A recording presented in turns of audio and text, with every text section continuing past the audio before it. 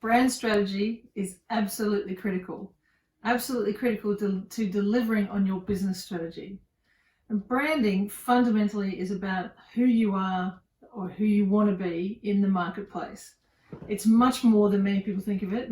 Many people think of it simply as a logo, and if they're starting out, that's where they pay their attention to. Or if you're a long established business, your brand is just now it's part of the furniture. But actually, it's much more than all of that. Your brand is about who you are and who you want to be in the marketplace. So it's about positioning and it's about perceptions. So where are you positioned in the market? Where does your brand sit compared to your competitors? And if it's beyond, it also goes beyond your competitors. It could even be things that are share of wallet. So where is your brand positioned in the marketplace compared to other brands that you compete with, and or other things that are purchased, where the purchasing dollar is going to that beyond even your competitors?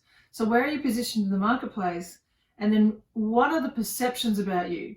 See, I've done a lot of brand strategy, and one of the things that happens is that a business often says, well, our brand is about this. This is what our brand is. This is what we stand for. This is who we are.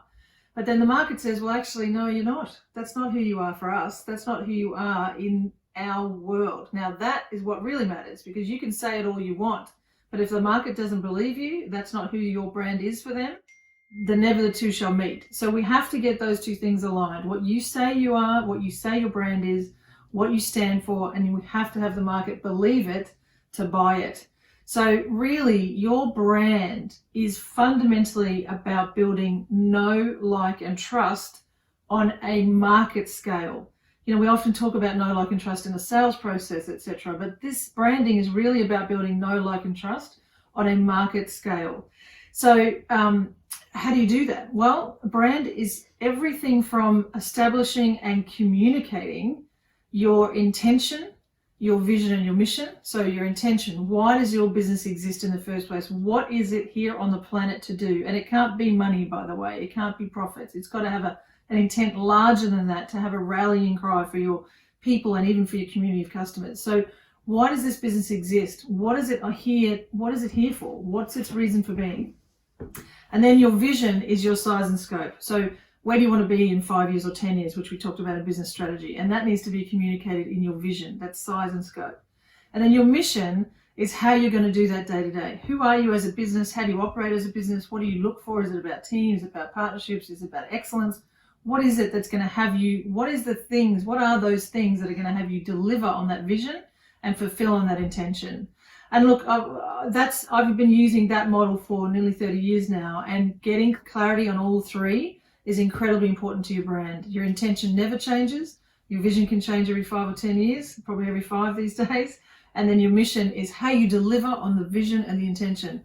And all of that is critically important to your brand, because it sets the tone of who you are, what you're up to in the world, who you are, and how you're going to operate in the world. That is brand. That is your brand. Then that gets expressed even further into your brand values, your brand characteristics. So what is it that you value inside your world, inside your business, and how do you want those values expressed in the marketplace? And then what are the characteristics of your brand? Are you fun or are you serious? That will be a characteristic. Think of characteristics like a personality. What is the personality of your business? That's what we call brand characteristics. And you can see those brand characteristics expressed differently with every business you deal with. So if you look at, say, Virgin versus United, or they're very different. Brand characteristics are expressed completely differently, and they're expressed throughout. That's the other thing.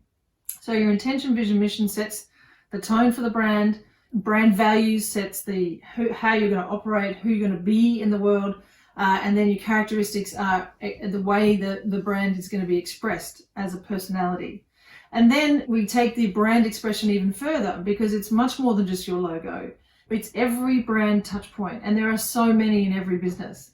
So brand touch points are any moment when the market, a customer or a prospect, touches your business. So it's obviously your website, it's your social media, it's your digital marketing, it's how your phone is answered, it's how your team answer your phone, it's how your team are dressed, it's how the interiors are fitted out of your premises, whether it's a large corporate building or it's a restaurant or a cafe. All of that is your brand touch points. And the brand has to be expressed congruently through every single touch point, because we are building, remember, we are building know, like, and trust at a market scale. So at any point that a customer or prospect interacts with your brand, at all those different touch points, they're getting some sameness, they're getting consistency, and they're getting, really importantly, they're getting congruence.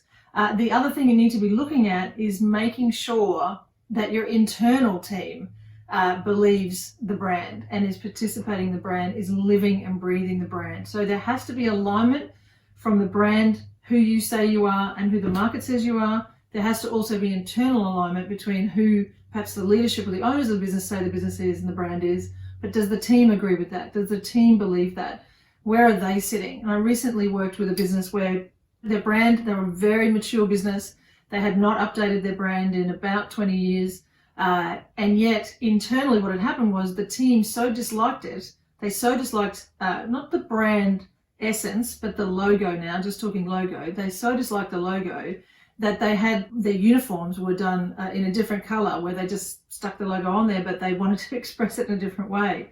So then we worked with the leadership team and the owners of the business to actually bring the brand into alignment and to refresh it and go back into the market with a new lease on life, which can be just as important. You have to give honor to the past of the brand, but actually give it a new lease on life in some cases. And if you're starting up, if you're starting out, then and you're creating a business, these are all the things you have to be thinking about. How is this brand going to be expressed out there? Who are you?